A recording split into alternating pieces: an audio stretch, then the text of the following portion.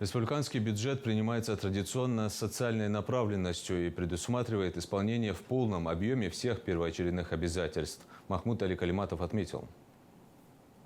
В первом полугодии 2024 года на исполнение первоочередных социально значимых расходов направлено 11 миллиардов 400 миллионов рублей. Это 90% от объема расходов бюджета. Речь идет о выплатах заработной платы и начислений на оплату труда, об уплате страховых взносов на ОМС неработающего населения, о социальных выплатах населению, включая софинансирование универсального пособия гражданам, расходов на закупку медикаментов и продуктов питания, оплате коммунальных услуг, поддержке участников СВО. Социальная сфера у нас остается приоритетной, так как с ней связаны интересы людей. Мы обязаны обеспечить достойное образование, медицинские услуги, культурный досуг, занятия спортом и многое другое. Мы практически избавились от крупных бюджетных долгов и можем себе позволить расходовать бюджет на новые задачи и планы, направленные на улучшение условий жизни населения. Большая часть расходов бюджета в первом полугодии пришлась на сферу образования – 42%. Расходы на социальную политику составили 24%, на ЖКХ – 5% и по 3%